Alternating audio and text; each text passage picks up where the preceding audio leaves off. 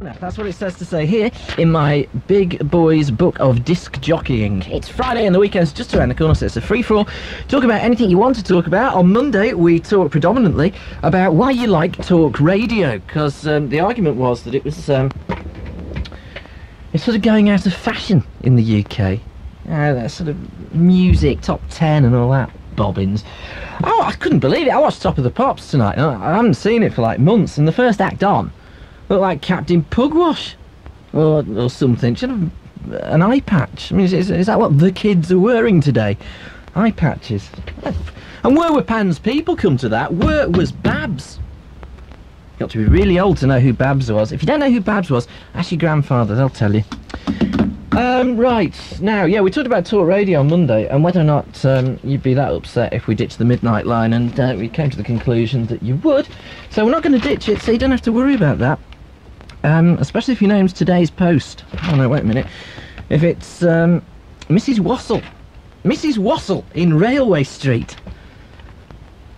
Or is it Mrs. M. Wassell? You don't put a first name on it. And you said, dear Ian, I hope your programme still continues. Why on earth do they want to alter it? They don't. You're all right. Don't panic. Don't panic. I'm one of your listeners who doesn't sleep very well, and listening to you, I know someone's going to send me to sleep. Thank you very much. No, you don't write that. You're right. I know someone is with me. At least that's how it seems. I'm a widow of 13 years, 75 years old, have my radio on all day. Your show is the best, you're very kind. I heard your show for over 2.5 years. I found you trying to find another programme, and I've listened ever since. Well, don't worry about it. You feel if you feel as though you know the regular callers. I love to hear Eric. I wrote to you last week. I put a birthday card in for you to pass on to him. I put a £5 note in it, but you never mentioned it. Well, I didn't open them, you see. I just gave them to Eric. Because they weren't for me, they're for him. And we've had an absolute deluge of them in today. These are birthday cards for Eric.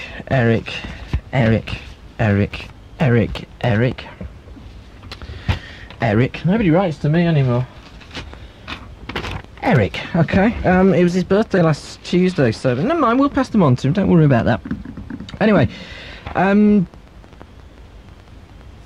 put a £5 note in to help him with his phone bill. I also put a picture of what I thought your boss looked like, so that's probably all gone to Eric's now. I love the captain and his pensioners. They're not going to be on for a couple of weeks now because the captain has taken his pensioners to Tenerife to practice the synchronised swimming. So the pensioners are actually out of the country at the moment in Tenerife practicing the synchronised swimming. So if you're going to Tenerife for just a little bit of late summer or early winter sunshine, look out for the Hotel Conquistador, because that's where they're staying, and they're using the swimming pool to practice their synchronised swimming. Apparently it helps them with the kung fu lessons that they go to or something, I don't know. I've had actually a huge amount of letters in, and no chance of getting to go through all these. There must be loads, and some of them are very long. However, what have we got here? We've got an entry into what we think the boss looks like competition. We'll keep that running for another 2 weeks. I haven't had a great deal of time to talk about it recently. So we'll relaunch that here and now. All you got to do, look through the magazines, look through your papers, and when you see a picture that you think Ian Perry's boss looks just like that, cut it out and send it to me. We're going to get Mrs. Boss to judge it, and Mrs. Boss will pick 4 people. They're going to win an inscribed, lovely pewter tankard, and it's lovely. It's a lovely pewter tankard, and you're going to win that. So 4 people are going to win that. 1 each inscribed. Culture lovers, do it at midnight. And that's courtesy of Cobblers, just outside the Manor Centre, Wolverhampton. You can't buy these unless you go in the shop and pay for them. Anyway, it's better when they're free. So you can win it. And here's an entry here. This is from Mandy Evans in Telford. There we go. I'll hold it up to camera 1. And she thinks my boss looks like a goldfish. Well, why not? Why not? Who else has been writing? Boz in Beachway. He says, I think this is what your boss looks like. And it's a picture of a hen. That says, I'm so confused, I don't know which way to point my pecker. There we go. There's that one. And there's heaps of others coming for that, but we haven't got enough time to read them out. We'll have to do them over the next couple of days.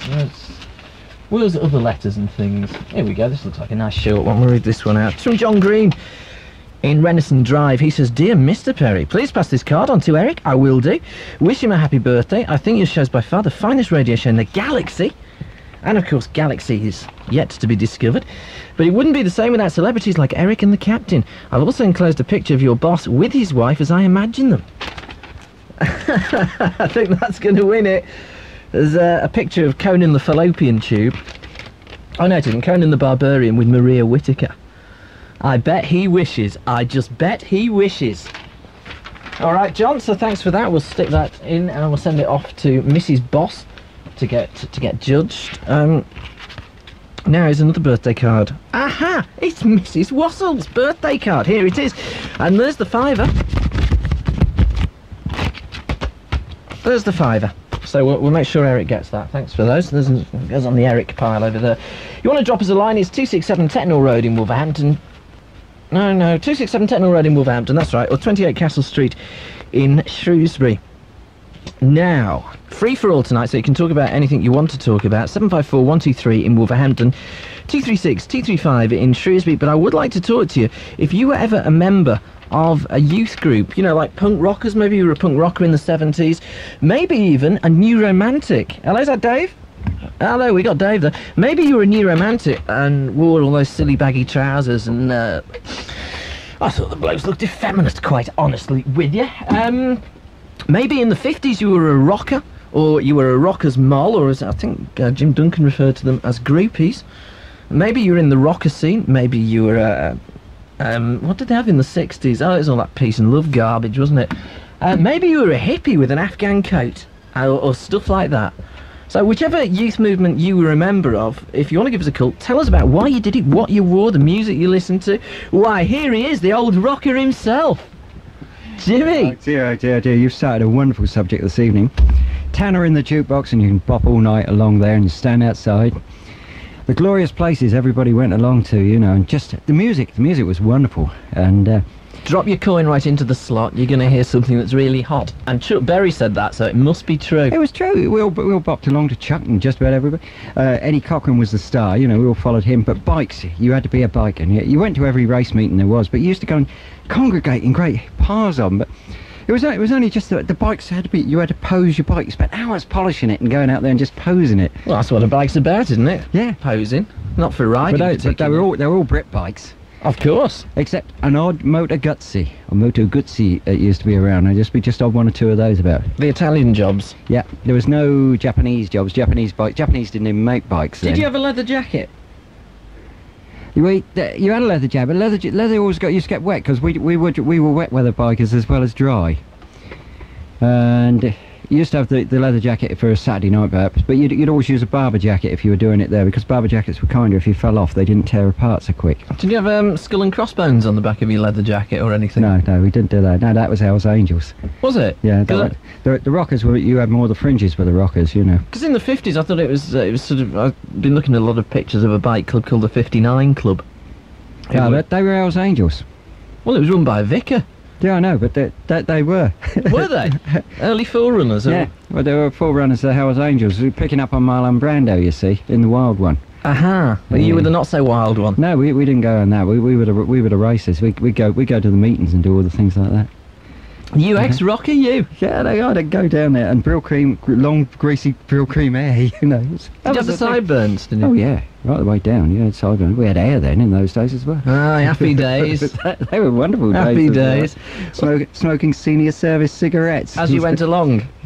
Oh yeah. Oh, you always lit a cigarette just as you were coming out of the traffic lights, because that was cool. That was, you know. The cool thing to do. Yeah. As soon as you accelerated it away, you know, it used to blow out, but that was gone. Well, fair enough. All right then, Jim. Thanks for that. That was the stuff, but he's all bopping along to it. Jim Duncan, the stuff that legends are made of. Thanks a lot, Jim. Ta-ra. There we go. So there's Jim. He was a rocker. If you were a rocker or a hippie or a skinhead or a punk or anything like that, member of any youth culture, we want to hear from you. 754 123 in Wolverhampton, 236 235 in Shrewsbury, though it is a free-for-all, so you can talk about anything you want to talk about. This week we've talked about, last night we had the Commission for Racial Equality in. So if you want to comment on that show, please feel free to do so. We've also talked, as I say, about talk radio, and we talked about paedophilia on Tuesday.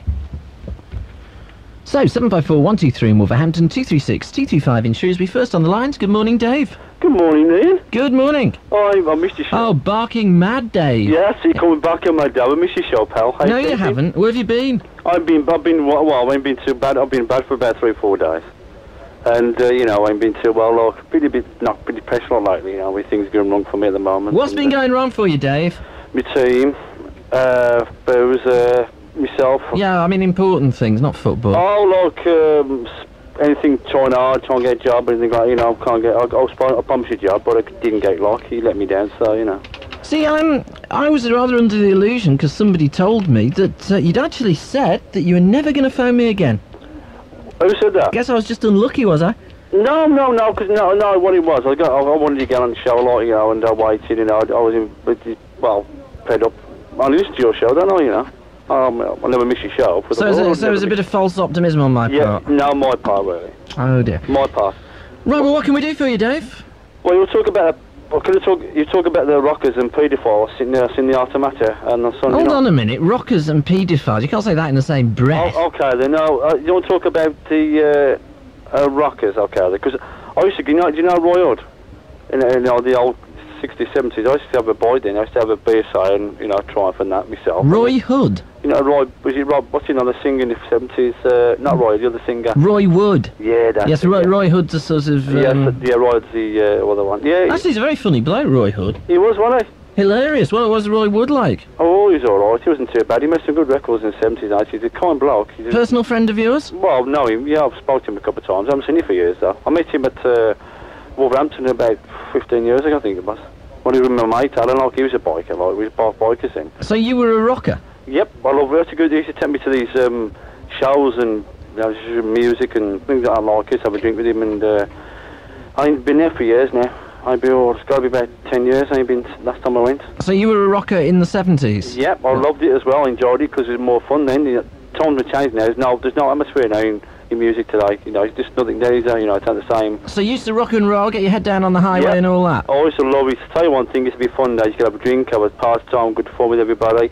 And everything else, like, but, hey Ian, you're doing your show every day. Yeah. Why don't you have a subject to talk about, like, a special on this, I brought it up, the way the game's going downhill, The way what? Well, the way the game's going downhill. Which game? Well, the football, the way things are going. Why is it going downhill? I don't think it's going downhill I think it is. I think a lot of football team well, is, if you play football, you scored a goal, and you go to the crowd, and please tell the referee to book you. I don't think it's since, causing a lot of animosity amongst the players and the crowd. Well, no, I think what is more likely to cause animosity between the players and the crowd is having to watch your favourite football team snogging like a couple of Jessies on a Saturday afternoon date. Yeah, but when you're excited though, now you scored a great goal, say a 30-yard rocket or a great, great move, and you think, well, what a great goal, and the crowd gets behind you and start, you're jolly happy. Did you ever see Bobby Charlton kissing George Best?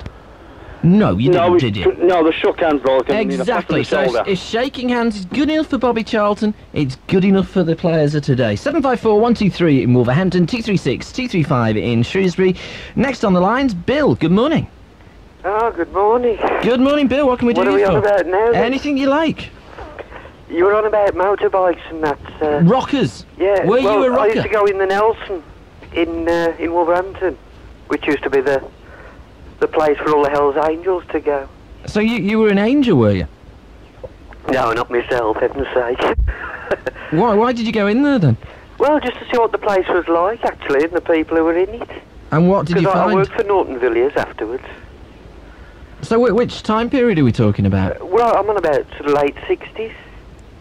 So that was the Angels and the, what were the other skinheads? Well, they sort of transmogrified into greasers by then, hadn't they? Oh, sort of. But there were still some actual Hells Angels in there. Some actual Hells Angels? Yeah, with the lovely embroidered... with Hells Angels on their back? That's it, Which is a bit of a giveaway, really, isn't it?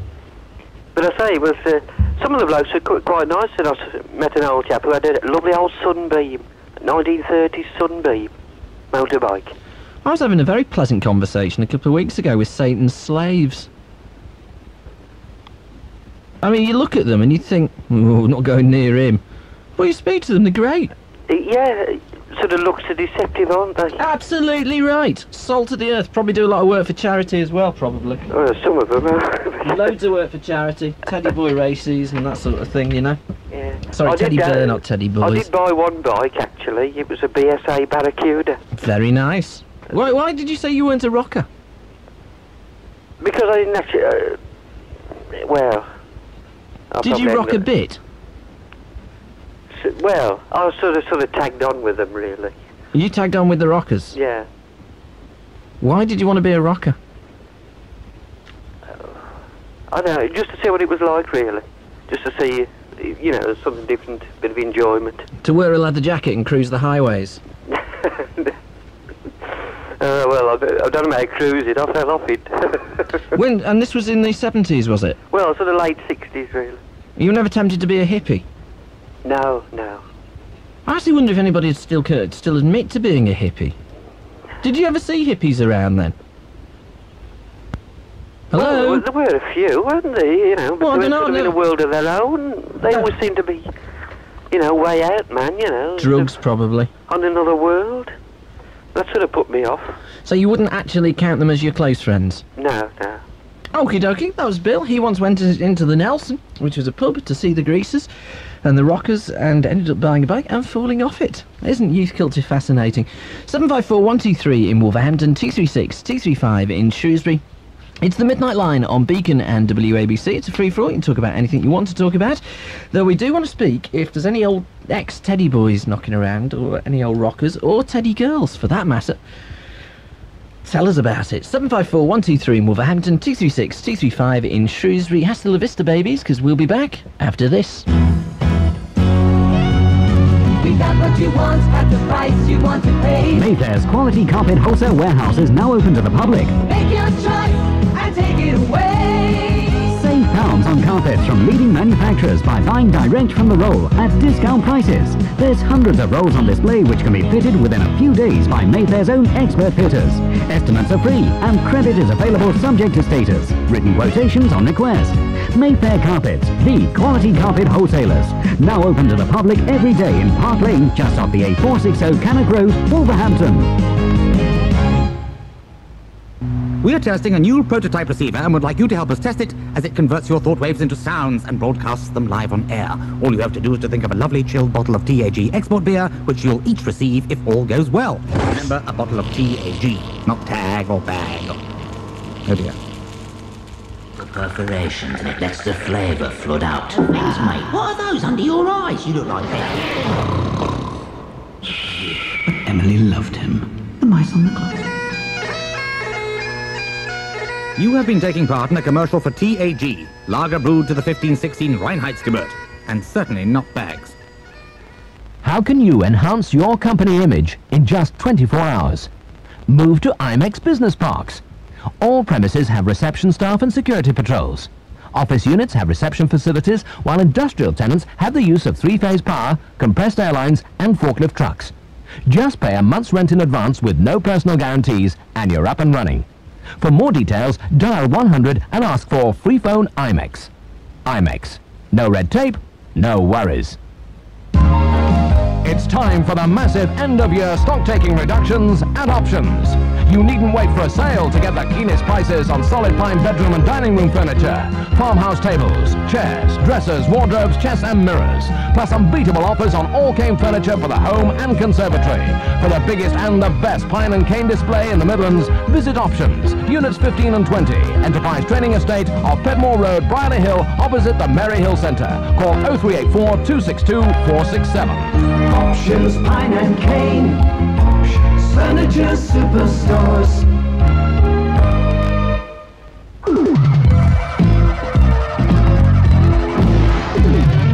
Beacon Radio. Midnight Line on Beacon and WABC, 754-123 in Wolverhampton, 236-235 in Shrewsbury. It's a free-for-all, so you can talk about anything you want to talk about. Any of the subjects that we've talked about this week or last week or at any point, really. If you want to have a moan, the lines are open. Want to find things to complain about? Get it off your chest. Tell the world. We got Len on this line. Good morning. Hello. Good morning, Len. Hello, mate. I'm in a better mood tonight. Good, good, good. Right. Talking about rockers. We were indeed. Oh, I was one of them. Were you? What Yeah. about being a rocker? I had a... yeah, I'm one of them. I had a Bonneville and a Rocky Gold Star. Did you cruise? I'll tell you what, kid, when we pulled away from Bromsgrove, yeah? This is true now. I'm not having you on. Anybody out there that used to be in the old grill crowd down in Bromsgrove, give a ring into Ian's programme, yeah? Let's hear from you, because there used to be dozens down there. We used to get the Birmingham crowd, Redditch, Worcester, Stourbridge, Stourport, Kidderminster. They all used to come into Bromsgrove. And what did you call yourselves? Nothing. The Nothings? Well, no, there was never a name. It was just a big crowd, you know, never any trouble. But when we pulled away, they used to just block the high streets, you know. You just go up there in waves, about 50 or 60, 70 bikes all after one after the other, up to Birmingham. I used to get police escorts from, as soon as you got somewhere near the Bristol Road, you used to get police escorts in. What sort of gear did you wear? Leather jacket, jack boots, no crash helmets. Never used to wear crash helmets them days. Sideburns? Nah, just longish hair. Quiffed? Nah. The wind in your hair used to keep it sort of long, you know what I mean? Yes, dear. Well, not these days, no, because you have to wear helmets these days. Yeah, you do nowadays. Actually, I had a 900 Honda a couple of years back, and I must admit the worst part of it was wearing a crash helmet. Hate the darn things. Just say I mean, I can appreciate that in a sort of industrialised nation such as our own, the chances of being knocked off a bike by a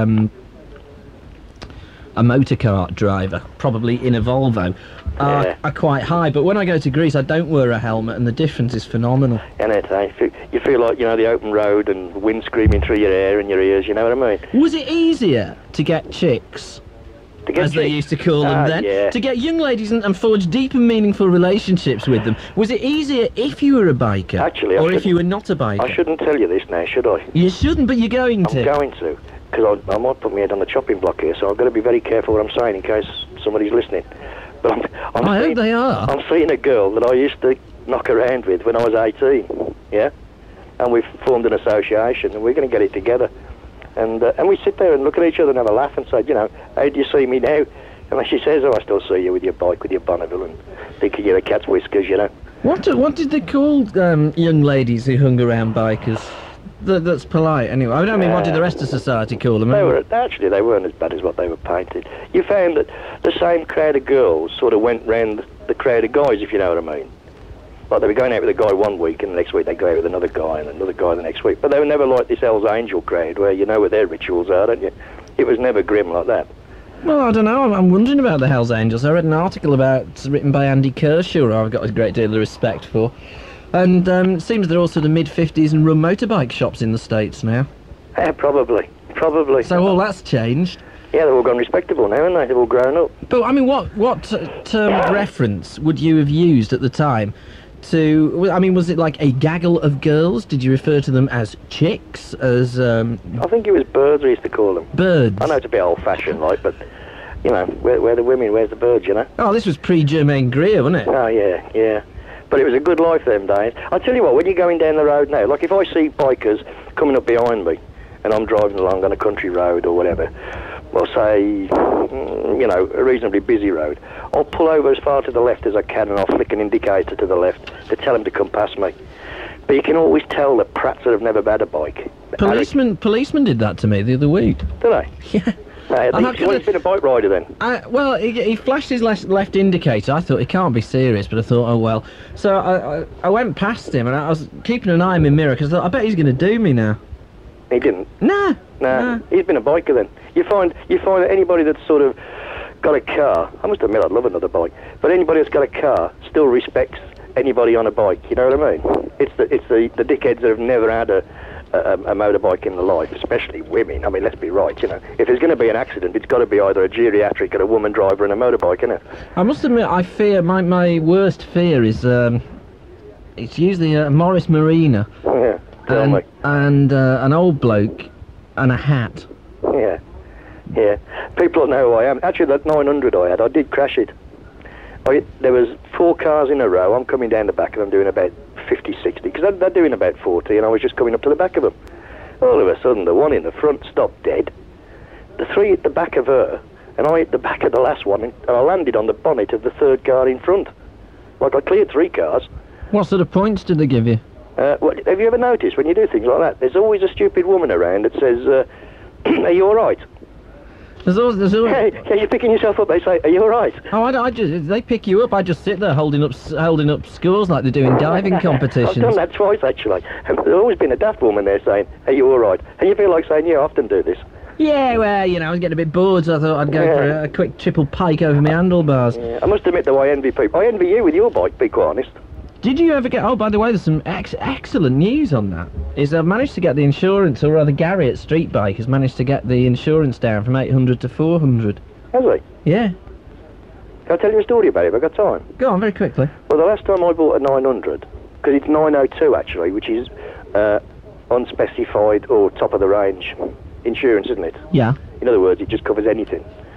And I went in, I said, "I want to insure this Honda 900. He said, "What's the CC? I said, 903 or 904, something like that. He said, "Oh dear." I said, "What do you mean, oh dear?" He said, "Well," he said, "How old are you?" I said, 43. He said, "If you'd have been 44, he said it would have been 60 quid cheaper." I said, "What difference does 43 and 44 make?" I said, "If I'd have been 44, you'd have said 45. But there was a stupid rule somewhere in a clause saying that if I'd have been 1 year older, I'd have got it a lot cheaper. Maybe that's the Santa Claus we hear so much about. Yeah, tell me. Probably these bloody insurance companies making rules up. Looks like you've got round it there, doesn't it? Well, I've got to wait till I'm 35, which is another few weeks yet. 35? Yeah, same thing, you see. But at 35, for some reason, comes a lot cheaper, yeah. What's the difference? I don't know. I honestly don't know. It's the same thing as me, isn't it? I don't know. But this was also done through a separate insurance company. I mean, I was with the Norwich Union, but... Yeah. They can take a hike to the hills, as they say. Len, we've got to move on. What CC's your bike, by the way? Well, which? The one that I used to have? No, yeah, the big one. 900. Oh, it is a 900? Yeah. Oh, it goes no shit of a shovel, does it? That's one way of describing it, yes, but of course I would not exceed the speed. That would be a bad, wicked and naughty thing to do. Thanks for that. Next on the lines, we've got Pete. Good morning. Hello, mate. Hello, Pete. First time caller? Please, yes. And here you are. What can we do for you? I was reading the paper the other day about the three policemen who were up for trial for the Birmingham 6. I was just wondering what you thought about it. Now, the Birmingham 6, this was about 20 years ago, wasn't it? Yeah, I was just wondering, the three policemen who, actually, well, I'm actually interested in the Birmingham 6 because, the policemen who, beat the confessions out of them and got, the prisoners got, the Birmingham 6 got 15 years. And, well, do you think that after all this time it should be taken to trial? Oh, yeah, obviously, yes. I'd love to see these three policemen spend 15 years for no reason at all. But then you see, when I mean, it was a particularly atrocious crime, wasn't it?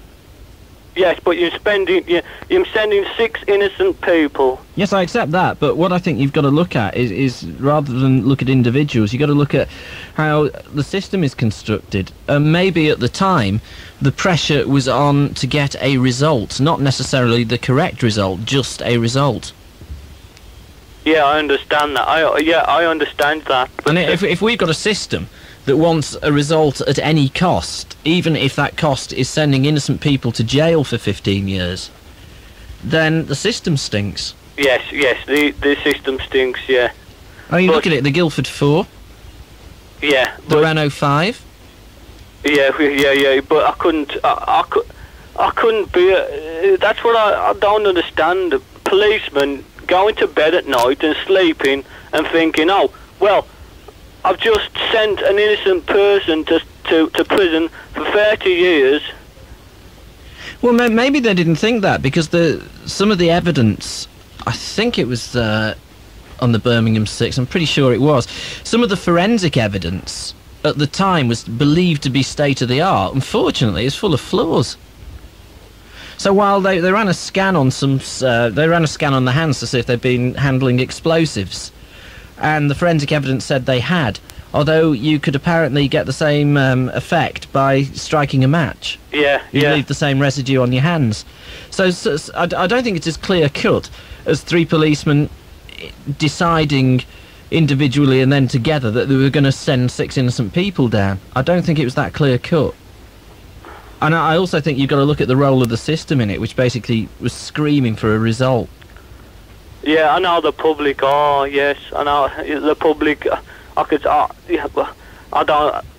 haven't got any. I can see the pictures at the time, like the people screaming for justice, like. But I can't. But then you see the other thing to take into consideration is if that was happening in the 70s, I think that there probably was a great deal of pressure on them to get a result to solve the crime.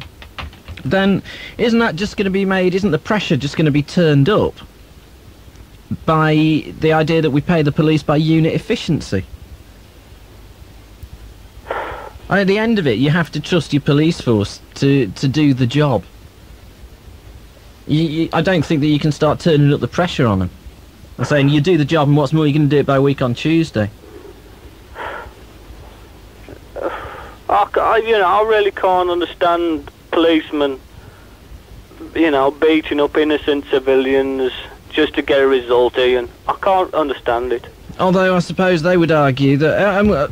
has it been proved that they were beaten up? I know that they alleged that they were beaten up, and that the confession was beaten out of them. And there was one particular picture of one of the Birmingham Six, just after he'd been taken into custody, featuring his prisoner number and two black eyes and a rather sore-looking nose. What did he do? I suppose he fell down the stairs, did he, several times? Oh, yes, yeah. But then if you've got, despite the fact the police station is just on one floor, but if you're reasonably sure, I mean, if you've convinced yourself, I mean, it's wrong to do that. It's wrong to convince yourself before the case has been to court that these are the guilty people, that these are the ones that did it. I can see how your emotions get out of control. I'm not saying that is justifiable, but I can see how it happens. Yeah, I understand what you're saying here. But yeah, I'm with you. I mean, I think that if we have fortunately, 99.99999% recurring of the police force, I've found to be really good. Yeah. You're always going to get the odd idiot who's going to use brutality, and the sooner they chop them out of the force, the better. Listen, I've got to move on, Pete. Cheers, mate. All right, ta-ra. Cheers, Ian. Cheers, mate. There we go, 754-123 in Wolverhampton, 236-235 in Shrewsbury, Midnight Line on Beacon and WABC, and we'll be back to the lines after this award-winning... No, we won't, because I haven't put it in yet. Hold on, just bear with me a second. There we go. Award-winning commercial break.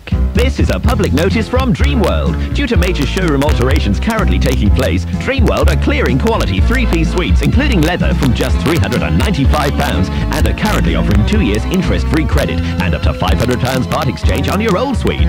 Dreamworld also stock a wide range of carpets and beds. They'll even take your old bed away free of charge. Remember, Dreamworld offers 2 years interest-free credit. Ask for written details. The clearance sale is now on at Dreamworld, open 7 days a week in Stallings Lane, Kings Winford. See local press for opening times. Well, it's so easy to buy a suite at Dreamworld. This is an important notice for all disabled drivers. If you or a member of your family received the DSS Mobility Allowance or War Pension Mobility Supplement, please listen closely. Because you can lease or purchase a new car from Evans Halshaw, the Motability experts, at a lower price than is available to any other customer. For example, you could lease a new car for no deposit and enjoy free insurance, free servicing, maintenance and full AA membership. Special hire purchase discounts are also available if you wish to purchase. Written quotations on request. Vehicle adaptations can be arranged through all the major adaptation specialists, and Evans Halshaw will be pleased to collect and deliver your car for you. Phone our Motability specialist now for further details. For Rover, please contact Evans Halshaw at King Street, Dudley. And for Peugeot, contact Evans Halshaw at Hagley Road, Halesowen. We got what you want at the price you want to pay. Mayfair's quality carpet wholesale warehouse is now open to the public. Make your choice and take it away. Save pounds on carpets from leading manufacturers by buying direct from the roll at discount prices. There's hundreds of rolls on display which can be fitted within a few days by Mayfair's own expert fitters. Estimates are free and credit is available subject to status. Written quotations on request. Mayfair Carpets, the quality carpet wholesalers. Now open to the public every day in Park Lane, just off the A460 Cannock Road, Wolverhampton.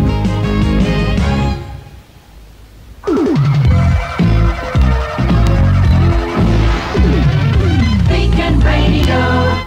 Midnight Line on Beacon and WABC, 754-123 in Wolverhampton, 236-235 in Shrewsbury. Let's get Steve on first because he's on a payphone. Good morning, Steve. Good morning. What can we do for you? I'd like to talk about the Arsenal-Liverpool match Saturday, being an Arsenal fan. Would you now? Yeah. I bet you would. How's it going to go? Oh, we'll win about 2 or 3-0, I think. I doubt it, not after what I saw against that foreign team, what they were playing yesterday. We took that too easy because we knew we were already through, you see. Now, I'll tell you exactly why that went the way it went, and that is, come Saturday, Arsenal will have played 5 games in 13 days. Yeah. You can't do that. I know, there's too many fixtures. That's the trouble with our football. That's why the national teams do so poor. Well, I think Liverpool are playing that bad at the moment. I think anybody could beat them. Well, yeah, well, I'll be interested to see, after 5 games in 13 days, whether or not you're still going to be saying the thing on Monday night. I doubt it. What's it like following the most boring football team in the world, Steve? You see, the trouble with other people, they're jealous of Arsenal's success, that's why. We're not boring. But, Steve, it's not just other people, it's everybody. Everybody in the world thinks Arsenal are boring. No, we're not. How can you be boring when you've got Ian Wright as a striker? Exactly. See? Boring Ian Wright. It's the way the manager plays the game. It's a typical Scottish tight. He doesn't like giving things away. No, like excitement or kicks or thrills. That's right. Yeah, don't want to... If we could change the manager, I think we'd be a lot more... With the players we've got, we should be scoring more goals, I agree. Why would you want to change your manager, though, if you're that successful? Well, it gives us a lot of success, but it's the criticism of being a boring team. I mean, it's fine to win things, but at least you'd like to play good football as well. Do you know what? Do you know which football team are currently making me puke with jealousy? Who's that? United. Oh, I agree that I hate Man United. No, but they're making me puke with jealousy. Why is that? Because they've got such a strong squad. Because they're playing attractive football. And because you can't see a flaw in the entire side. It swings and roundabouts, though. I mean, look at Liverpool 10 years ago. Well, look at Liverpool 3 years ago. Yeah, I mean, every team has its day. I mean, Man United will fail again in 2 or 3 years, so they'll go off the boil. I was rather hoping it was going to be in 2 or 3 games. Well, you never know. You never do. I'll keep my fingers crossed. Okay, but you're still going to get hammered on. I'll tell you what. If Arsenal win on Saturday, yeah, you can ring up on Monday, and I'll let you on. I won't ban you or anything like that. And you go, ha ha, I told you so. Okay, you're on then. All right. See you, mate. Ta-ra. Ta-ra. Yeah, no chance. No chance. Chance no. The mighty Reds are going to be back. Honest. On this line here, we got the most famous catchphrase in the entire history of the cosmos. Give us an E, give us an R, give us a C, give us a K or a C or wherever he spells. It could be a Q, actually, I suppose. It's Eric. He's listening to his wireless. Come on, Eric. What's this, night after night? You thought you'd learn by now. Eric! Oh, clears his throat for the big one. It's a huge, attractive catchphrase from Eric. You can't actually buy catchphrases like this. Only this morning, Ken Dodd put a bid in for this catchphrase, and we said we're not interested. It's Eric's, so there. Good morning, Eric. Morning, Ian. Good morning. What can we do for you this morning? That flipping thing's come up again. What? Take bromide then. Oh, I see you referring to your wireless. Sorry about that, Eric. Hello? Why me, God? Mother said there'd be days like this if I wanted to go and work on the wireless. Hello, Ian. Hello, Eric. You know. I know.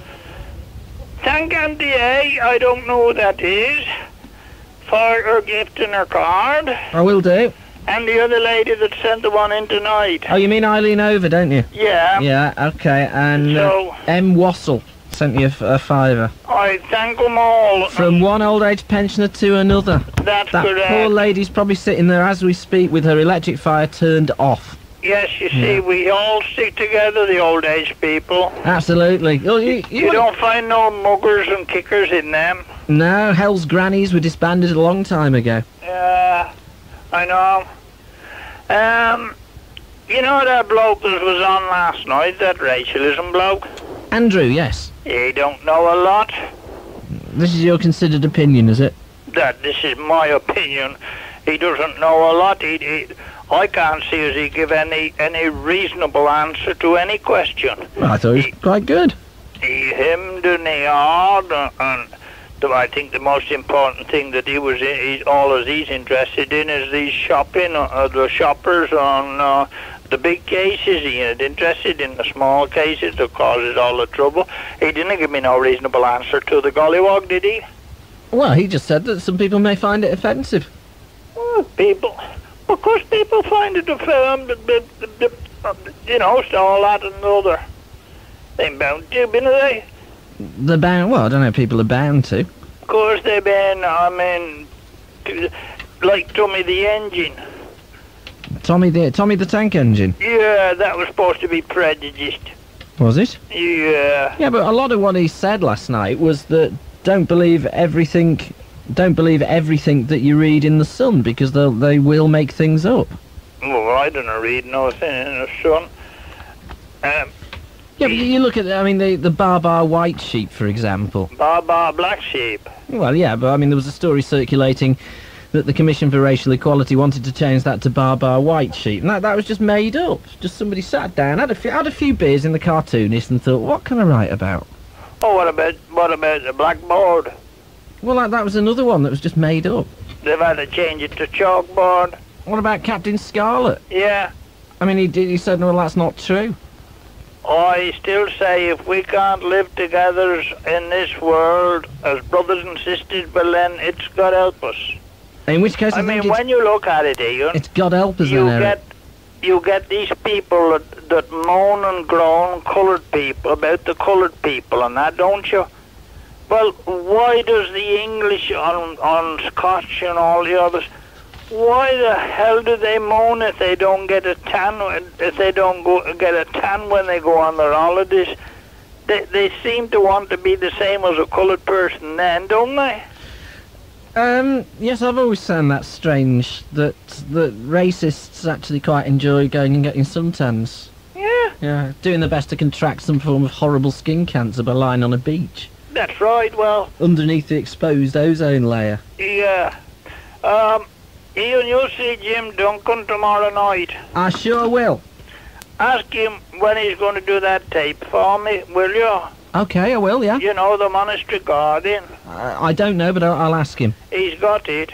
Okie dokie. But he's got to find a machine to tape it on or something. All right then, Eric. Okay. Ta-ra. Love to you all. Okay, and to all the culture lovers, God be with you. All Bye-bye. your fans. All right, ta-ra. There we go, Eric. Not in the least bit impressed with the Commission for Racial Equality. I have to say that I was. And it certainly humanised them, as far as I'm concerned. We got Patricia next. Good morning. Hello. Good morning, Patricia. What can we do you for? I can hardly hear you. There you go. Is that better? I don't know. Have you got the batteries in your hearing aid? Beg your pardon. Turn it up. You're a rude one, you are. Ah, thank you. But I said it in a curring sort of way, Patricia. I'm ringing you because of that fellow who was talking about the Birmingham Six. Yes. If you like to call it that. I call them the Bombers Six.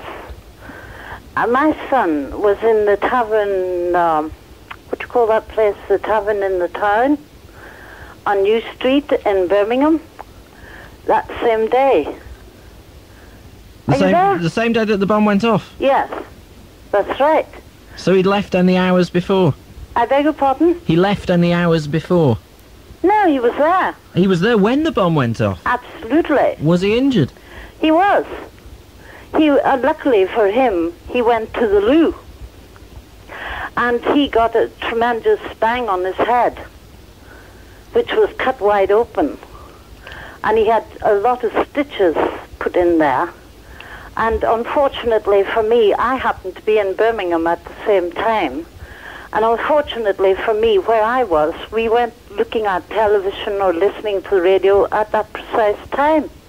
And I only found out about it when I came back to the place of my work with my young son, my other young son. And I was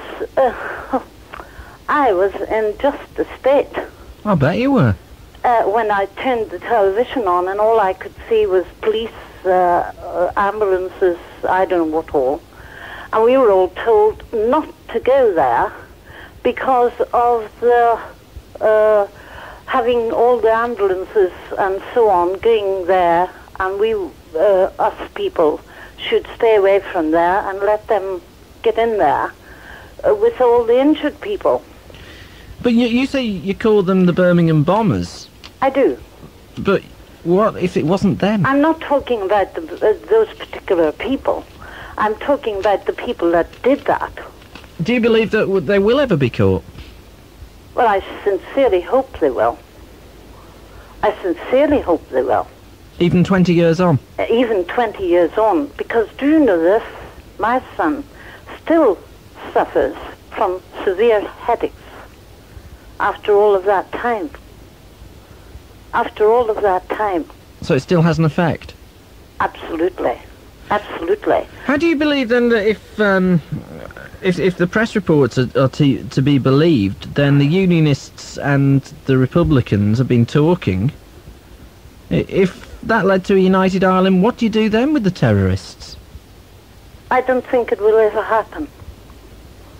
I'm a Northern Irish person, and I'm a great loyalist, I must say. And I would hate to see the 6 counties of Ulster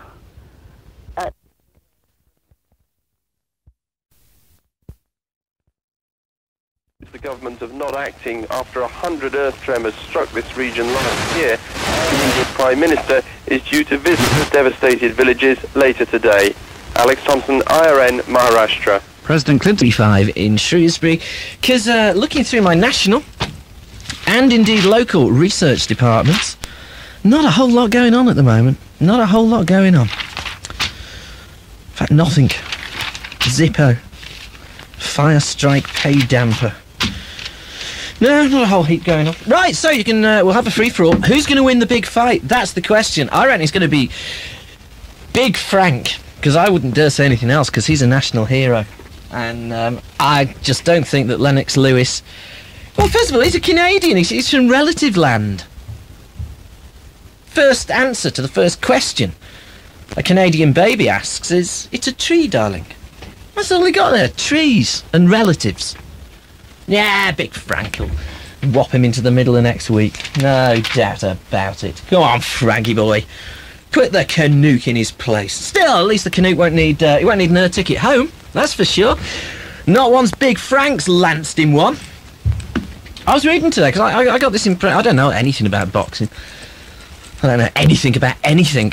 But I was reading somewhere today that in his career of, I think it's 36 fights, Big Frank's only lost 4. That's not bad, is it? That means he's either won or drawn 32, which is a great record.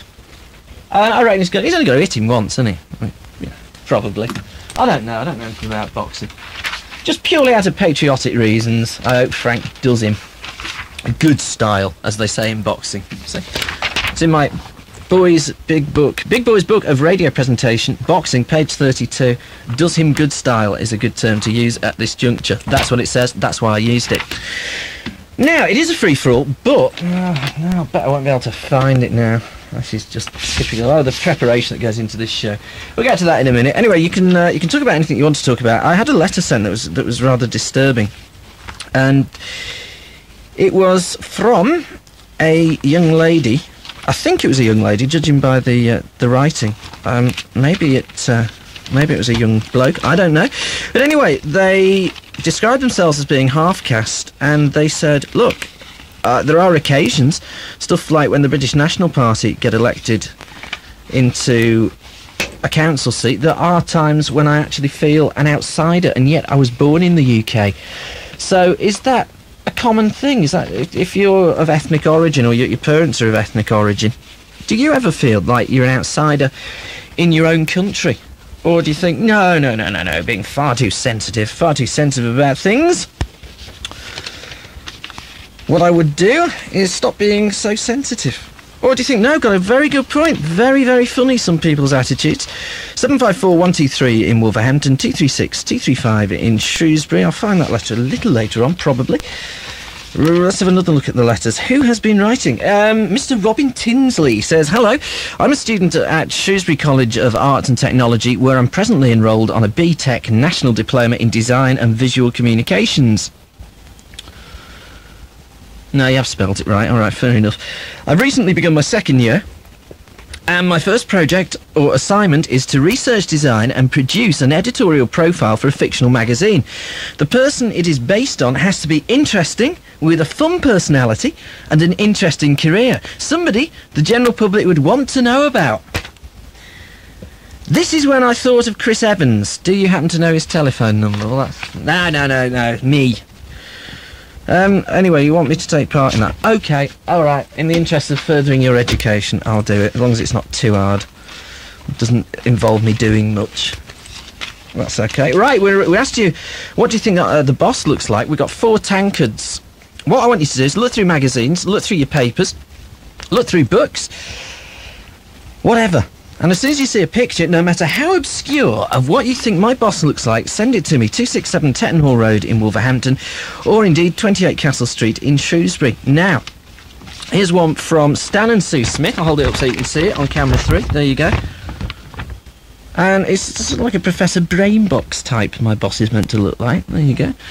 Here's my entry. The one on the bottom left is your boss, but I thought you may enjoy what I think you look like. And that on the right is me with a quiff and wraparound sunglasses and I'm ill written on my T-shirts. It's very nice, thank you. We're going to get Mrs. Boss to judge it. We did that one last night. That's Conan the Fallopian Tube with Maria Whittaker. Who else? Oh yes, here we go. This is from Mrs. Maureen Davis. She says, dear Ian, this must look like your boss. I hope it's close. You turn it over and it's a picture of a cow with its tongue sticking out. So thank you very much for that. Mrs. Boss is going to judge the entries just as soon as we decide that we've got enough for her to bother herself with. Now then, Nuala and Pauline, they're new listeners to the show. They've only been listening a few, was it 6 weeks, I think, something like that. They say, dear Ian, I'll do the accent for you. My sister Nuala and I are newish listeners to the Midnight Line, because they're Irish, you see. The grand total of 3 weeks, 3 weeks. And we were hooked right from the first night we tuned in. Well, I was anyway, and then Nuala came over from Ireland to spend some time with me, and she loves the programme as much as me now. We've done something awful. On Tuesday morning, we fell asleep before the grand opening of your beautiful superstore. But we caught a glimpse of Mr. Ian Perry on the GMTV Breakfast Show. We enjoyed the phone-in talks and both agree Ken is a major pain in the assal. And apparently assal is an Irish word, and you can probably guess what it means. We both wonder what Anthony would think of our accents, Jesus. So that's how you spell Jesus, is it? Anybody's interested, J-A-Y-S-E-S is how you spell Jesus. He'd probably keel over and need a nice cup of Horlicks. Neither of us have the nerve to talk to you on the radio yet. Anyway, before we go, we decided to send this picture of what we think your boss looks like, and he's here, and it's sent a picture of a chimpanzee.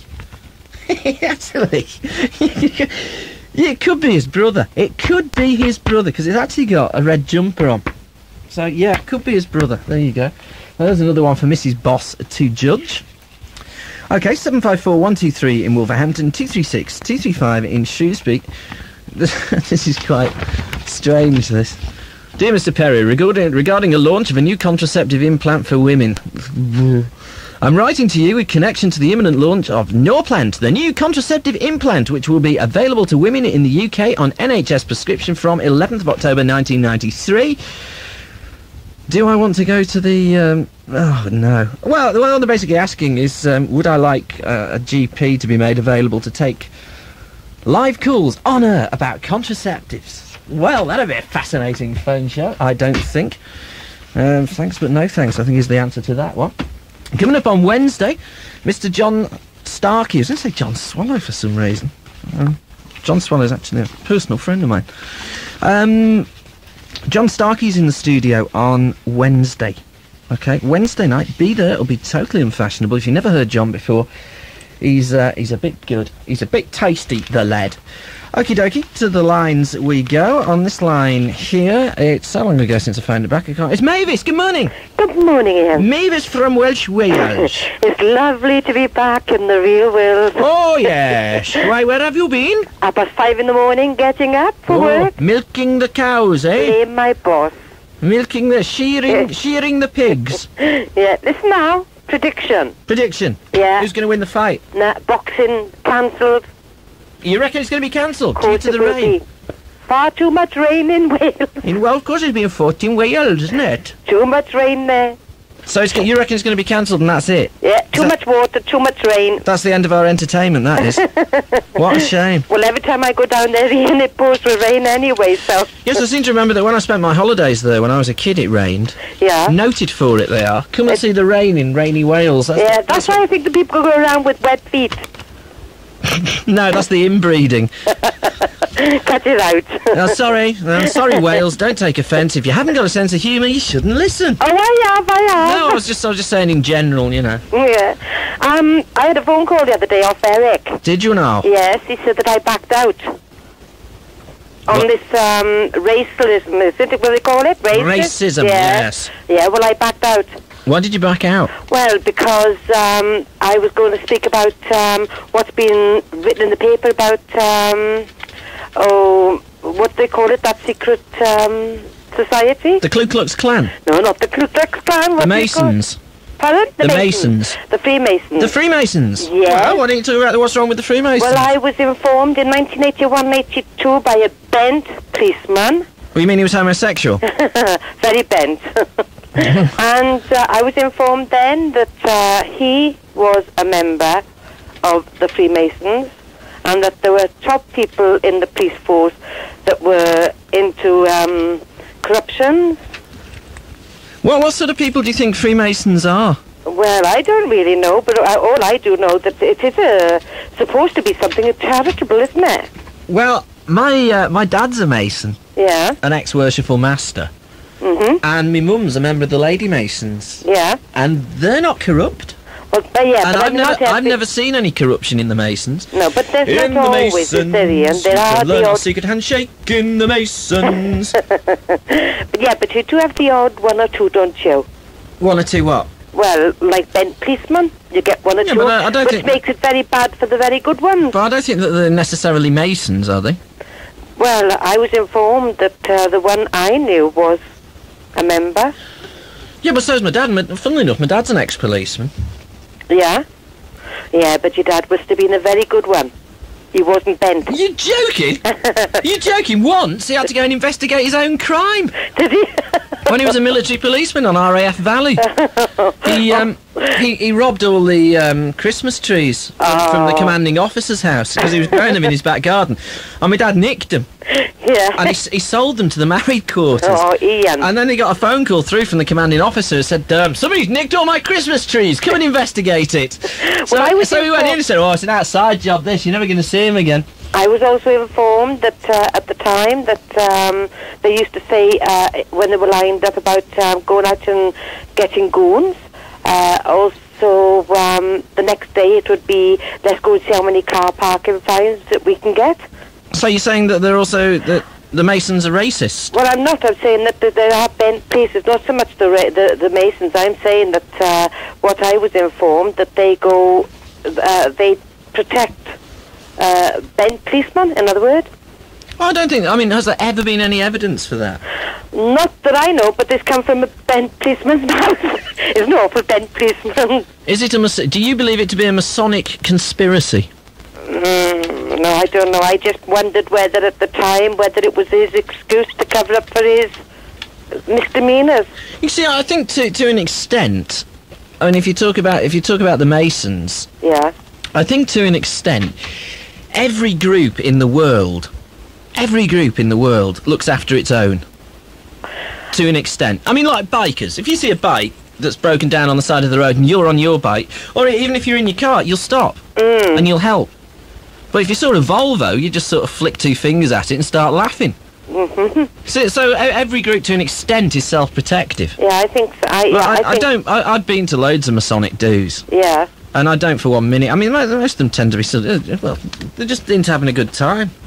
Yeah. Bit of formation dancing and the odd game of bingo. What's subversive about that? Nothing.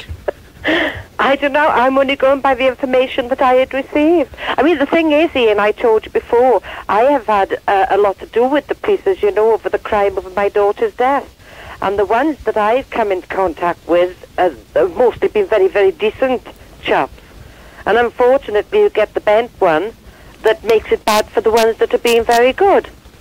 Yeah, they got a sense of humour, Masons, as well. Yeah, they have, haven't they? They didn't even mind me saying, when do you bring the goat in and things like that. Oh, well, what happened in our place, we had some gorgeous-looking ones. My friends and neighbours, do you know, honest, they were falling over themselves. I think they wanted to be interviewed so badly.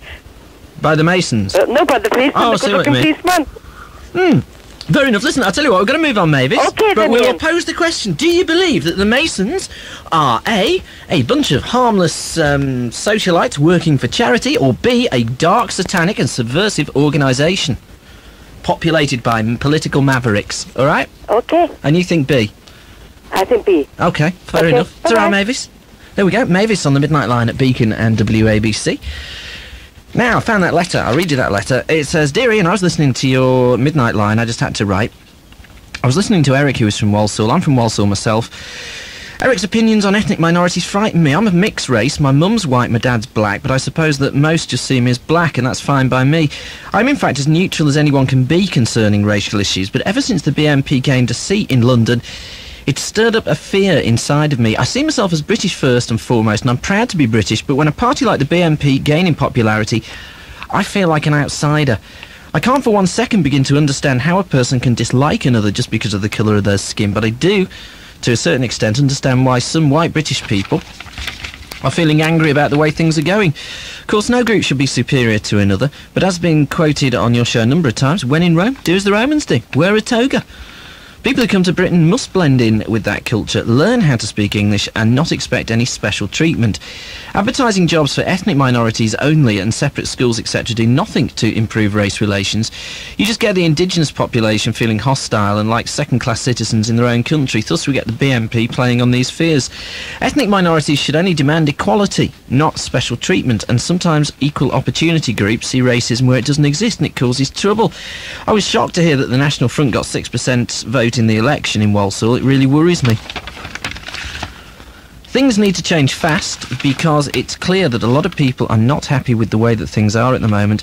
Although the Tower Hamlets vote may just be a one-off protest vote, it's always in the back of my mind that maybe the BNP may gain in popularity and make me feel, uses the term again, make me feel like an outsider in the country that I was born in and the country that I love. Thanks for your time, and that's signed L. Henry. I don't think it's Lenny somehow. So there you go. Feels pretty strongly about it, does Ms. or Mr. Henry. Feels like an outsider on occasions in their own country. So do you agree? If you're of ethnic origin, do you agree? 754 123 in Wolverhampton, 236 235 in Shrewsbury. Next on the lines, Martin from the planet Veeg. Good morning. Good morning. Good morning, Martin from the planet Veeg. Yes. What can we do for you? The CRE. The what? CRE. Commission for Racial Equality. Well, I think they're as bad as the BNP. Why? Well, I'm anti-racism. I'm also anti-twaddle. And that chap the other night, I've never heard so much twaddle in all my life. Where was the twaddle bit? Well, I've been reading it. I thought I'd check up on it. You know, I thought it was a bit too smooth. And so you checked. What have you checked? Got out some books on racism and finding out a few things about this organisation. Okie dokie. What have you discovered? Well, for a kick-off. Whoops. Hello? Wait. Yeah, sorry about that. Sorry. Sorry. Whoops. Sorry. We'll get Martin back. Don't worry about that. We'll get him back, honestly. Sounds like a jolly good time to play an award-winning commercial break. Well, it's about this time of day that I like to offer a bit of a boost to you, the public out there. So first on the line today we have a Mr. Stephen Barnard from Braintree out there in Britain. So Stephen, what's your problem? Hello, Vic. Hello, love. First off, Vic, could I have a picture of your lower jaw? Without doubt. Thank you. Now, I've landed the contract to nibble the perforations on the edge of the postage stamps. Well, you're a lucky lad. I'm a lucky lad, bingo. And I know it's a big break and everything. It is a big break. But I'm still a little concerned as my incisors are slightly crooked Mm. and might not be up to the job. Well, it's a common problem. It is a common problem. There could be a sudden increased demand for the stamp, you see. Now, is there anything you can do? Well, now then, Stephen, there's absolutely nothing I can do for you, but a Cadbury's Boost, it's slightly rippled with a flat underside, could help your tongue when licking the sticky bits on the back of a large brown envelope. Oh, you've misunderstood. It's the stamps that I'll be licking your I'm throat. not interested in stamp. Do you remember when you could get a shine in half the time with Glosso?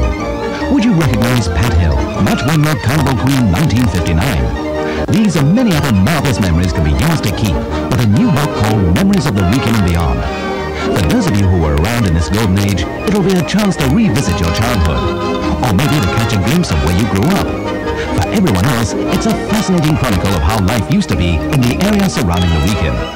The book contains hundreds of pictures from the local archives of towns like Dorney, Telford, Bridgnorth, Newport, and many others, as well as numerous extracts from the magazines and newspapers of the day. Royal visits, school photographs, local workers, almost every aspect of town life is illustrated here, as well as how we managed when Britain went to war. Immerse yourself in local history with Memories of the Weekend and Beyond. Available at all good bookshops and in our station reception. Priced just £5.99.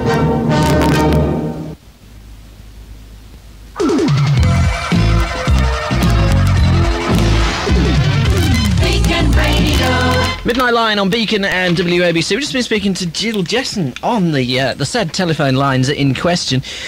And I think I exclusively revealed that the TV character Victor Meldrew is actually based on my father. And my mum and dad have just gone on holiday. And they've gone to Portugal. And apparently the Christmas special with Victor Meldrew this year is called One Foot in the Algarve. So it's getting a bit too close to home, this. I can exclusively reveal as well that my mother won £350 in the casino while she was there, because she phoned RJ, and that's how I know. Right, now we got Martin back. Hello, Martin. Yeah. Sorry, communications between Earth and the planet Veg. Well, I was a bit worried after what you did to that chap last night. Ah, the guy who got both barrels. The wind, yeah. You've got to do it occasionally. You've got to stick the nut in. Now then, where were you? You were checking up things on the... Yes. Well, do you remember that woman's just wrote that letter about Eric from Walsall Wood? Mm-hmm. Now, he asked that Andrew to list cases where he stuck up for white people. Yeah. You know, and he was saying, oh, we care as much for whites as blacks. Yes, he did. Now, I remember that. And he said, Eric said, right, give me their names. And he said, well, I can't do that. That's a breach of privacy. That's fair enough. Well, apparently this book I've been reading, it says in 1982, at the time that Peter Newsom was appointed as the chairman of the CRE, 51% of the commission staff were black or Asian. Now that's racism against white people. What, you reckon it should be 3.5%? Well, you know, that chap's on all night saying about there's discrimination here, there and other, and then it's completely beyond my comprehension. But if you're dealing primarily with ethnic groups, it is going to help if you have an ethnic staff, isn't it? Well, you know... Would you... All right, suppose the Animal Liberation Front, yeah? Suppose they decided to abandon their current tactics and to make themselves a charitable organisation, yeah? Well, they already are. Yeah, all right. Yes, they already are. Yes, okay. All right. Now, suppose they've got a spokesman, haven't they? Because we've had the spokesman on the... I was going to say on the telly. Am I seeing the future? We've had the spokesman on the radio, haven't we? What was his name? Robin Webb. That's right, Robin Webb. Now, I wouldn't mind getting him back actually at some point. He's very good. So if he's around, do give him the nod. Okay. Now, would the Animal Liberation Front, would they appoint a spokesperson who was a carnivore? Well, of course, I'm only guessing because I don't know any ALS people, obviously. No, only guessing. No, obviously Fine. I don't. Okay. You're only guessing, but I don't think they would. No, they wouldn't, would they? No. So then... No. Then why not? No. Why not employ ethnics to deal with ethnic problems? No, but they could have appointed 96.5 white people who aren't racist. Well, the ALF could appoint carnivores. That's total discrimination. Why wouldn't they put a carnivore on the as a spokesperson? Why not? Because the ALF are anti-speciesism. and the carnivorous pro-speciesism. So? Well, the CRE is against racism, and they could have found the white people who are against racism. Yeah, they could have, but then it's one thing to be against racism, it's quite another thing to understand the effects it has on you. It's quite another thing to be able to look at it through the eyes of the person who believes that they have a complaint. Well, let's move on then. You might have me there. Thank you. The jury's out. Okay. But, now, Eric also mentioned about turbans. Do you remember? Vaguely. And, you know, about they don't have to wear crash helmets. And Andrew said, oh, and this also, when you mentioned Bradford, he said, oh, well, it's not really a racism issue, it's a religious issue. Can you remember that? Yes, he did. Well, that's a bit strange, because in July 1982, Andrew's organisation took a Birmingham private school to court because they wouldn't admit a Sikh boy unless he removed his turban and cut his hair. And the CRE said it was racial discrimination. And not religion. No, and the case, quite rightly, was thrown out. Good point. You know, plus, you know, he's also saying he's never heard of all this gollywog stuff and everything. Well, he claimed that a lot of the wilder stories that you hear about the Commission for Racial Equality were pure press fabrication. Well, you're from Merseyside. Some chap... Yeah, you know. Kevin Coombs, is he called? Who? Kevin Coombs. The Labour leader of Merseyside in the 80s. Oh, that'd be that lot the other side of the river. Well, you know the Liverpool International Garden Festival? Yeah, again, the other side of the river, mate. Yeah, well, they had this thing for kids, and there was a jam jar garden, and there was 9 giant Robertson jam jars with Mr. Golly on them. And this chap wanted them all removed because it was an insult to the Toxteth community. Ah, no, yeah, but I mean, I don't think that you can... does he work for the CRE? No, but, you know, there's close links, all the militants and the CRE, Merseyside. Yeah, I think that Merseyside may be... I hope Merseyside is unique, but I think there is a tendency in some local councils, not necessarily... Well, not necessarily the Merseyside one, he hastily added, to form a politically correct mafia. Yes. Well, you know, he was portraying himself as saying the charges of extremism was false. But also, again, in 1982, the CRE ruled that the word Christian was impermissible and grounds for legal action because there was a doctor who advertised for a partner who was who wanted a Christian. And they said, obviously, Christian meant white. That doesn't follow at all. You said, you know, it was just a PR exercise the other night. Well, yeah, but to be fair, so was it when we had the Animal Liberation Front in, so was that. No, we completely admit that we'll break, well, not me, that the ALF activist. But you can't blame people. You can't blame people for mounting PR exercises. No, but he was... I mean, the idea is to get on the other end of the phone and ask the questions you want to ask. Well, look at this, for a lack of integrity. You've got 30,000 listeners, and I thought he took the mickey out of us all. I didn't. Well, do you remember Len's sort of speech about us being swamped? Saying there's 6 million? Yes. And he was saying, no, there's only 3.5, and he was saying, and this country's got the strictest controls, this and the other.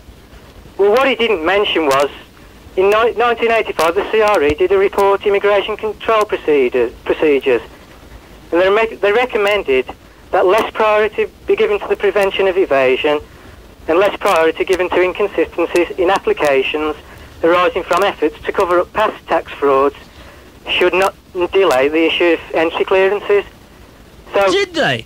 So his organisation wanted to allow more in, so how can he come on the radio saying, oh, no, we've got strict controls? No, he said that he didn't say that the CRE have strict controls, he said that the government have strict controls. Yeah, but, you know, he was sort of saying, he was condemning Len's will be swamp speech. As though, yes, he was pointing to immigration controls. I mean, he didn't say what CRE policy was on immigration. He simply pointed to what the government policy was. Well, so well, what do you think of an organisation that wants tax fiddlers let in the country? Well, I only have your word for that. Well, it's their own report, 1985, immigration... But if you put your hand on your heart and swear on the life of Valerie Singleton, I'll believe you. Well, I never fancied her, Ian. All right, Shep. dead, ain't it? Listen, I'm gonna move. I'm can gonna I move have on. one more Yeah, in, go on, Martin, our investigative vegan. Right. Yeah. Well, this is... I thought it was absolutely disgusting. In the Salman Rushdie affair, the Commission of Racial Equality sided with the religious terrorists, and they condemned Salman Rushdie for writing the book. I think that's an absolute disgrace. Did they? Because he said they didn't get involved with that. Pardon? He said they didn't get involved because it was a religious issue. Well, read the book, Brainwash, by Guy Arnold. I'll make a note of doing that. Just one quick more, Ian. Yes. They've existed for 20 years.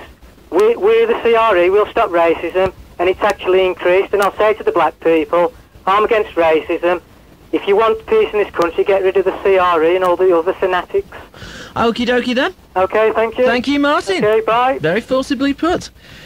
754-123 in Wolverhampton, 236-235 in Shrewsbury. It's the Midnight Line on Beacon and WABC. Next on the lines, on this line here probably, is this Mark, is it? Yeah, alright. What can we do for you, Mark? I want to talk about racism. Okie doke. I heard the guy just, and I think he's a little bit peeved with black people, you know, what it sounded like to me.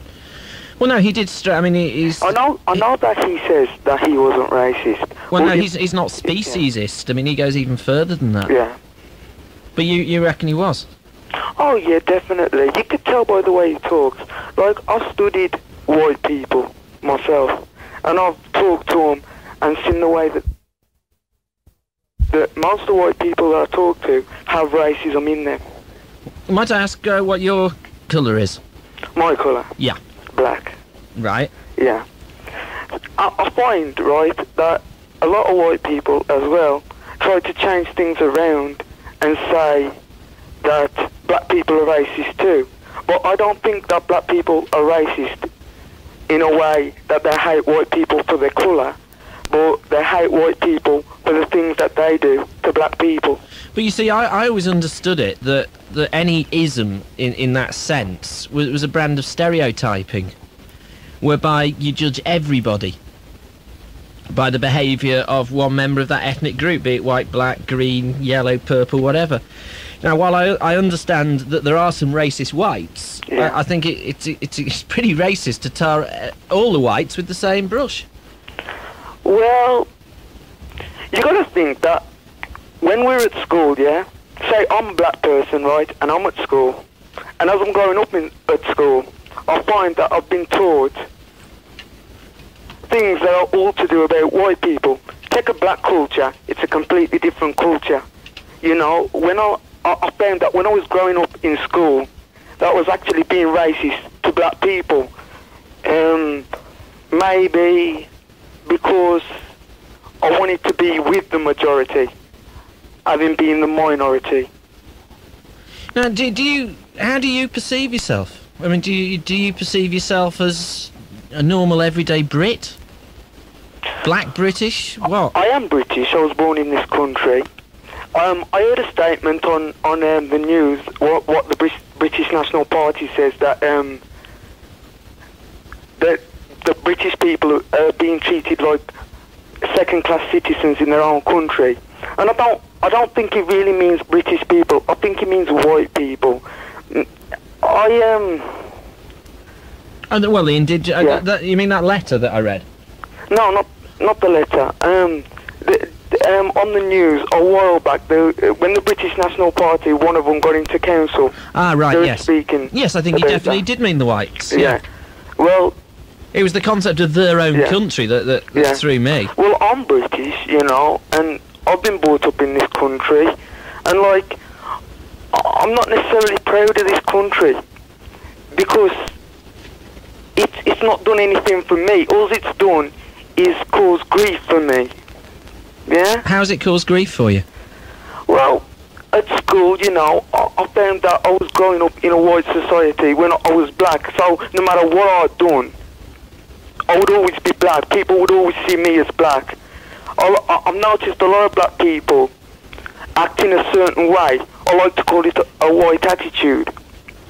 And if black people act this way, they get on in life. So long as them all right with white people, they get on in life. So then, is what they're doing, is it just adopting a white culture? Yeah. Is there anything wrong with that? Well, I think we should keep our own culture. But the thing is, we cannot keep our own culture because white people don't want us to have a culture of our own. They want us to, if we're British, like I've heard many callers come on the radio, this radio, and say, if they live in this country, they've got to live by our laws and they've got to do what we want, and they've got to be British, basically. When in Rome, I believe the term is. Yeah, that's it. Wear a toga. Yeah, and like... Is there anything wrong with that? Well, yes, because I've got another culture, you see. Even though, see, if I go back to my roots, I've got African heritage, yes? Yeah. But I'm still British, you see? So are you saying it's impossible because of your dual culture? Impossible for what? It's impossible for you to throw away the black part of your culture. I cannot do that, can I? I cannot turn my back on my culture because at one time... What do people mean by culture? I mean, I tried to think. I was in the Bat a couple of weeks ago. I was trying to think what British culture the British National Party was so worried about being chipped away. I was trying to think about what British culture was, and the only thing I could think of was Morris dancing. Yeah. And that's it. Yeah. What do we mean by culture? Well, I'm brought up in this country, right? So I would have a British culture. Yeah. You understand me? Yeah. So I'm brought up with a British culture, like many white people are. But over in Jamaica, there's a different culture over there. But does that? How does that? They're brought up in a different way. How does that affect you on a day-to-day basis? Well, I find that I can't speak how I want. You know, my language is patois, but if you do, you just get taken the mickey out of. And things like that. So if I speak like this, I find that I relate to people better. You know, but still, that's not my language, really. What? Your language is patois? Did you say? What's that? It's the language of West Indians, Afro-Caribbeans. Oh. So how does that go, then? Can you say something in patois? Well, me just come on the line, you see, to tell you a few things about black people. You understand? That's patois. That's very good. I enjoyed that. Yeah. What's wrong with that, then? Well, it's only you might not find nothing wrong with it. It's only an accent, maybe other people won't find nothing wrong with it, but there's some people that do, you know, and they take the mickey out of you, and it does irritate you. But not just that. I heard people talking about this gollywog. Now, when I was listening to you on Wednesday night, Thursday morning, I heard the racial equality guy, Andrew, is it? Yes. He says that he never gets complaints about that, and that it was minor. Did he say it was minor? I honestly can't remember. I'll take your word for it. Well, I think he gave me the impression that he was saying it wasn't important. Well, I think it is. Because when you're at school, when I was at school, I was called a gollywog. And as a black person, it can really offend you. I mean, as a white person, you can't really understand how much it can offend you. But it really offends you. I tried to use an example by saying if I called a white person the Milky Bar Kid, how much would it offend them? But it might not offend them as much, you know, but it should cause some offence. Well, no, you see, I mean, is it a question of being thick-skinned? Because, I mean, to be quite honest, you can call me what you like. It really is just water off a duck's back. I don't care. It's different from, let me say, like, if you call a white fat person fat, maybe it hurts them, obviously, but maybe they can ignore it. But if he's black, right, and you sort of like, you call him fat plus black, it hurts him more because, like, when you're black in this country, if you wear glasses and they call you four eyes and you're white, yeah, it hurts you. But if you're black, you see, you got your skin colour, so you're a black whatever, plus you got four eyes, plus you're fat, whatever, you see? So it's more of a personalised insult? Well, yeah, I mean, when it's racially, when it says to you in a racist way, it hurts more. When things are said to you in a racist way, you know, and you can't really be thick-skinned because they're not only taking, it's about your colour, it's about your heritage, you know, and you can't take that thing lightly. It really does hurt. And I don't think white people can really understand how much it hurts. Okay, listen, Mark, I've got to move on, mate. Very articulately put. Yeah. And I'll tell you what, next time you call us, right, conduct the entire conversation in patois, because I think it's very colourful. All right, mate? All right, then. Ta-ra. All right. There we go, Mark, on the Midnight Line at Beacon and WABC. He says that white people can't actually, well, looking at it through white eyes, they can't understand how hurtful racial comments are. 754 123 in Wolverhampton, 236 235 in Shrewsbury. It's the Midnight Line. And we will be back, hasta la vista, babies, after these. On the phone today we have Patch from Battersea. Patch, what can I do for you? I see, right, so you'd like to enter a greyhound race, so what's stopping you, Patch? Right, so although your legs are quite long for a Yorkshire Terrier and you've had the nodule removed, you haven't really got the build. It's no use, Vic. I can't keep it up any longer. I did try. I'm not really Patch from Battersea. I'm Lord Pot Cleaner, the hairdryer repairing cabbage. Oh, very funny. It's you again then, is it? It's you again. Well, Lord Pot Cleaner, the hair repairing cabbage or whatever you're called, then I'm sorry there's nothing I can do for you. But a Cadbury's Boost, it's slightly rippled with a flat underside, could help you roast chestnuts with an alien disguised as a bottle of perfume. Nice. Do love you, Vic. You're such a kind man. Get off. Now for a quick word with the goalie. Gordon, how did you get so good at saving? Well, with the Woolwich. Oh, Woolwich! Nice save. Talk us through it. Well, I took it out of the box and then I put it in the Woolwich. Fantastic. Yeah, and for all your saving fans, there's a safe pair of hands at the Woolwich. I say. And with a range of yields, you can play the fields at the Woolwich. So, Gordon, do you think that their professional approach is rather like your coach at the Woolwich? Oh, yeah. I mean, there's simply no limit to their first team spirit at the Woolwich. So don't do things by half. Speak to the staff at the Woolwich. Absolutely. I think I'll wing it straight down to the Woolwich.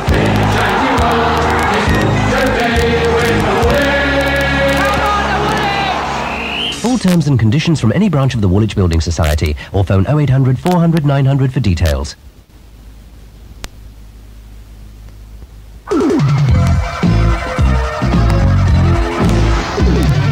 Beacon Radio. Midnight Line on Beacon and WABC, discussing all sorts of things. Race is an issue again.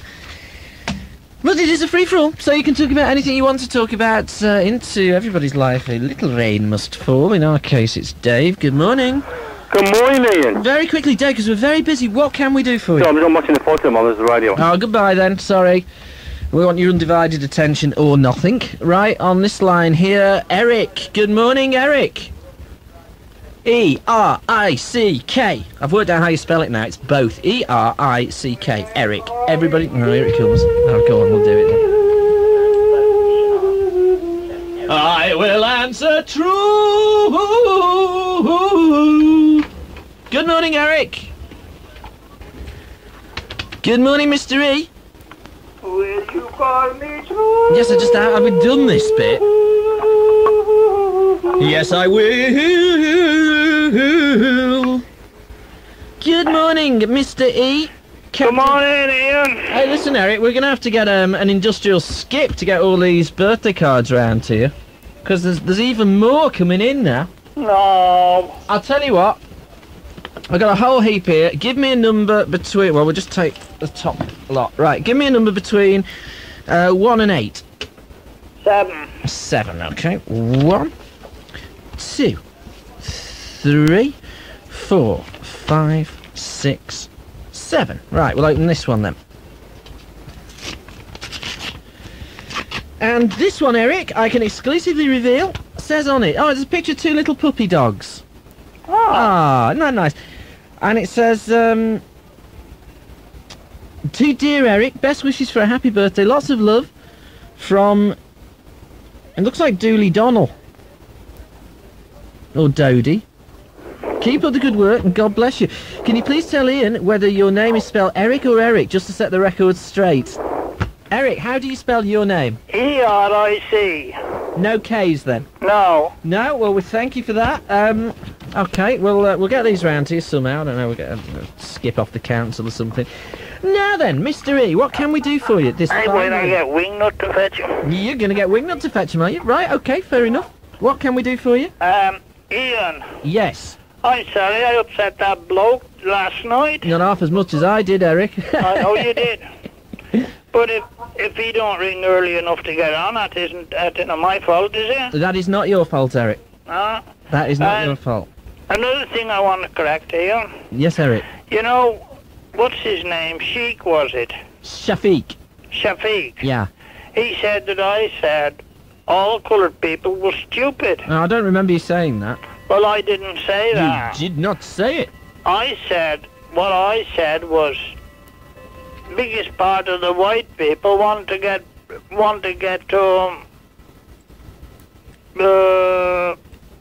you know, suntan, you know, and be brown and on this and other. And yes, that's what you said. That's what I said.